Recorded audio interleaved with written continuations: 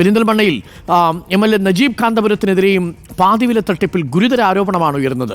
MLAയുടെ നേതൃത്വത്തിലുള്ള മുദ്ര സൊസൈറ്റിയും തട്ടിപ്പ് നടത്തിയെന്നാണ് CPM നേതാക്കൾ ആരോപിക്കുന്നത്. പി സരിനാണ് ഇടതുപക്ഷത്ത് നിന്ന് ഗുരുതരമായ ആരോപണം ഉയർത്തിയത്. എന്നാൽ ആരോപണങ്ങൾ തള്ളിക്കളഞ്ഞ MLA മന്ത്രി വി ശിവൻകുട്ടിയുടെ ഒരു വീഡിയോ പുറത്തുവിട്ടുകൊണ്ടാണ് പ്രതിരോധം തീർത്തത്. അനന്തകൃഷ്ണൻ തനിക്ക് നല്ല ബന്ധമുള്ള വ്യക്തിയാണെന്ന് മന്ത്രി പ്രസംഗിച്ചിരുന്നു. മന്ത്രിയെ വിശ്വസിച്ചാണ് പദ്ധതിയുമായി സഹകരിച്ചതെന്നാണ് നജീബ് കാന്തപുരം പറയുന്നത്. നമുക്ക് ആ പ്രതികരണങ്ങൾ ഒന്ന് കേട്ടു. പിന്നെ ഈ പരിപാടിക്ക് വിളിച്ചപ്പോൾ ഞാൻ തീർച്ചയായിട്ടും എനിക്ക് നമ്മുടെ അനന്തുവിനെ നല്ലവണ്ണം ബന്ധമുള്ള കക്ഷിയാണ്. പഞ്ചായത്ത് പ്രസിഡന്റ് ശ്രീകുമാറിനെ നല്ല ബന്ധമുള്ള വ്യക്തിയാണ്. പക്ഷെ ഞാൻ വന്നത് പുതിയ ഒരു പ്രസ്ഥാനമാണ്. നമുക്ക് ഈ കാലഘട്ടത്തിൽ ഒന്നും വിശ്വസിക്കാൻ പറ്റില്ല. സന്നദ്ധ സംഘടന എന്ന് പറഞ്ഞ് വിശ്വസിക്കാൻ പറ്റില്ല. മാധ്യമങ്ങളെന്ന് പറഞ്ഞാൽ വളരെ അഗ്രസീവുമാണ്. ഫോട്ടോയൊക്കെ എടുത്ത് ഏതെങ്കിലും ഒരു പ്രശ്നം വരുമ്പോൾ അതെല്ലാം പുറത്തുവിടുമ്പോൾ ഉണ്ടാകുന്ന ബുദ്ധിമുട്ടുണ്ടിരിക്കുന്നവർ പറയണ്ടല്ലോ. പക്ഷെ എനിക്ക് ഒരു ഉറപ്പ് വന്നത് CN രാമചന്ദ്രൻ നായർ സാറും അതുപോലെ തന്നെ ആനന്ദകുമാർ സാറും ഇതിന്റെ തലപ്പത്തുണ്ട് എന്നുള്ളത് കൊണ്ട് തന്നെ എനിക്ക് അതിലൊരു ബുദ്ധിമുട്ടും ഉണ്ടായില്ല. പാതി വിലയിൽ ലാപ്ടോപ്പ് ഉൾപ്പെടെ നിരവധി കാര്യങ്ങൾ വിതരണം ചെയ്യുന്ന ഈ സംഘടന പിന്നെ അദ്ദേഹം പറയാണ്, ഇന്നലെ വരെ ചിന്നിച്ചിതറി കിടക്കുന്ന നമ്മുടെ നാട്ടിലെ സന്നദ്ധ സംഘടനകളെ മുഴുവനും ഇനി ഒരു കുടക്കീടിലേക്ക് കൊണ്ടുവരാൻ ഈ ഓർഗനൈസേഷന് സാധിക്കും. ആരാ പറയുന്നത്? ശ്രീ ശിവൻകുട്ടി മന്ത്രി. എന്നിട്ട് അദ്ദേഹം ഈ നേതാക്കളെ പരിചയപ്പെടുത്തുകയാണ്. നമ്മുടെ അനന്തു എനിക്ക് നല്ലവണ്ണം ബന്ധമുള്ള കക്ഷിയാണ്, അദ്ദേഹമാണ് ഇപ്പോൾ ജയിലിൽ കിടക്കുന്നത്. ഞങ്ങളാണോ കുറ്റവാളി, അല്ലെങ്കിൽ ഞങ്ങൾ ഇതിലേക്ക് നയിച്ച മന്ത്രിയാണോ കുറ്റവാളി? മന്ത്രി വി ശിവൻകുട്ടി സംശയിച്ചാണ് ആ പരിപാടിയിൽ പങ്കെടുത്തത്. പക്ഷേ പറഞ്ഞ വാക്ക് അറം പറ്റുക എന്ന് പറയുന്നില്ലേ, അതേപോലെ ആയിത്തീർന്നു. അനന്തകുമാറിനെ കണ്ടാണ് ആ സംശയം തനിക്ക് തീർന്നതെന്ന് പറഞ്ഞു. പക്ഷേ ഇപ്പോൾ അനന്തകുമാർ തന്നെയാണ് മന്ത്രിയെ കുഴക്കിയിരിക്കുന്നത്.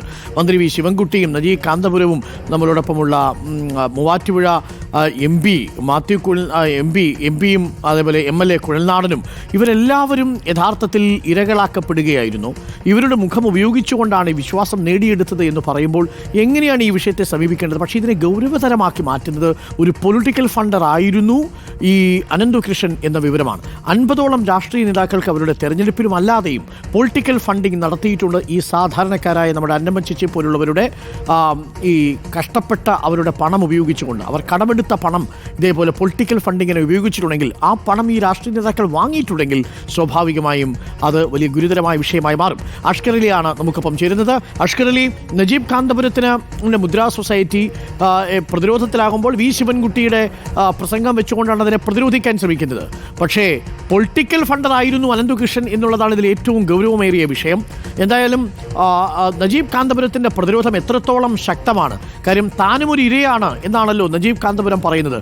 പക്ഷേ മുദ്രാ സൊസൈറ്റി വഴി പണം വാങ്ങിയിട്ടുണ്ടെങ്കിൽ അതിന് മറുപടി പറയേണ്ടി വരുന്നത് മുദ്രാ സൊസൈറ്റിയും നജീബും തന്നെ ആയിരിക്കില്ലേ അഷ്കർ? അരുൺ, നജീബ് കാന്തപുരം MLA തെരഞ്ഞെടുക്കപ്പെട്ടതിന് ശേഷം 2 പദ്ധതികളായിരുന്നു പെരിന്തൽമണ്ണ കേന്ദ്രീകരിച്ച് നടത്തിയിരുന്നത്. ഒന്ന് ക്രിയ എന്ന് പറയുന്ന ഒരു വിദ്യാഭ്യാസ പ്രൊജക്റ്റും അതുപോലെ തന്നെ മുദ്ര ചാരിറ്റബിൾ ട്രസ്റ്റ് എന്ന പേരുള്ള ഈ മുദ്ര ഫൗണ്ടേഷൻ്റെ പ്രവർത്തനങ്ങളുമായിരുന്നു. ഈ മുദ്ര ഫൗണ്ടേഷൻ്റെ ഭാഗമായിട്ട്, അഥവാ 3 വർഷത്തോളമായി പ്രവർത്തിച്ചു വരുന്ന ഈ മുദ്ര ഫൗണ്ടേഷൻ്റെ ഭാഗമായിട്ടാണ് പിന്നീട് ഈ അനന്തകൃഷ്ണൻ്റെ NGOകളുമായി സഹകരിച്ചുകൊണ്ടുള്ള ഈ തയ്യൽ മെഷീൻ വിതരണവും ലാപ്ടോപ്പ് വിതരണവും സ്കൂട്ടർ വിതരണവും ഒക്കെ നടത്തുന്നത്. അങ്ങനെ ഇപ്പോൾ ഏകദേശം 1,83,00,000 രൂപയാണ് മുദ്ര ഫൗണ്ടേഷൻ വഴി നൽകിയ തുക അല്ലെങ്കിൽ ലഭിക്കാനുള്ളത് തട്ടിപ്പിന് ഇരയാക്കപ്പെട്ടത്. നജീബ് കാന്തപുരം പറയുന്നത് ആനന്ദകുമാറാണ് തന്നെയും ഇതിലേക്ക് കൊണ്ടുപോയത്. സായി ഗ്രാമത്തിൽ കൊണ്ടുപോയി അവിടെയുള്ള കാര്യങ്ങൾ കാണിച്ചു തന്ന് തന്നെ വിശ്വാസത്തിലെടുത്ത് ഇതിലേക്ക് ചേർത്തത് ആനന്ദകുമാറാണ്. പക്ഷേ ഇതുവരെയും ആനന്ദകുമാറിനെ പിടികൂടാൻ പോലീസ് തയ്യാറായിട്ടില്ല. പോലീസിന്റെ മൂക്ക് മുമ്പത്തുള്ള ആനന്ദകുമാറിനെ പിടികൂടുന്നില്ല. മറിച്ച് തനിക്കെതിരെ കേസെടുക്കാനും തന്നെ അറസ്റ്റ് ചെയ്യാനുള്ള രാഷ്ട്രീയ നീക്കമാണ് ഇപ്പോൾ പോലീസ് നടത്തുന്നത് എന്നുള്ള രാഷ്ട്രീയ ആരോപണമാണ് നജീബ് കാന്തപുരം ഉന്നയിക്കുന്നത്. അതോടൊപ്പം തന്നെ നജീബ് തൻ്റെ വിശ്വാസത്തിനായി പറയുന്ന കാര്യങ്ങൾ, ഒന്ന്, തനിക്ക് ഇതുമായി ലഭിച്ച മുഴുവൻ ഫണ്ടും NGOയ്ക്ക് കൈമാറിയതിൻ്റെ എല്ലാ രേഖകളുമുണ്ട്. അത് ഞാൻ വാങ്ങിയതും കൊടുത്തതുമായ തുക രണ്ടും ടാലിയാണ്. അതിൻ്റെ കഴിഞ്ഞ 3 വർഷത്തെ സംസ്ഥാന സർക്കാരിൻ്റെയും കേന്ദ്ര സർക്കാരിൻ്റെയും ഓഡിറ്റ് റിപ്പോർട്ടുകളുമുണ്ട്. അത് ആർക്ക് വേണമെങ്കിലും പരിശോധിക്കാമെന്നുള്ളതാണ് നജീബ് കാന്തപുരത്തിൻ്റെ വിശദീകരണം. അതിനും അപ്പുറത്തേക്ക് അതൊരു രാഷ്ട്രീയ യുദ്ധമായി മാറിയപ്പോൾ പ്രത്യേകിച്ച് പി സരിനടക്കമുള്ളവർ, CPM അടക്കമുള്ളവർ MLA നജീബിൻ്റെ രാജി ആവശ്യപ്പെട്ടുകൊണ്ട് പ്രതിഷേധമായി എത്തിയപ്പോൾ അതിനെ മറു രാഷ്ട്രീയ ആയുധമായി കൂടി ഇന്നലെ നജീബ് വാർത്താ സമ്മേളനത്തിൽ എത്തിയുണ്ടായി. മന്ത്രി വി ശിവൻകുട്ടിയുടെ പ്രസംഗം ഉദ്ധരിച്ചുകൊണ്ടായിരുന്നു നജീബ് കാന്തപുരത്തിൻ്റെ പ്രസംഗം. മന്ത്രി അടക്കമുള്ളവരുടെ വാക്കുകൾ കേട്ടുകൊണ്ടാണ് താൻ ഈ പദ്ധതിയുടെ അല്ലെങ്കിൽ മുദ്ര ഫൗണ്ടേഷൻ ഈ പദ്ധതിയുടെ ഭാഗമാക്കായത് എന്നാണ് നജീബ് കാന്തപുരം പറയുന്നത്.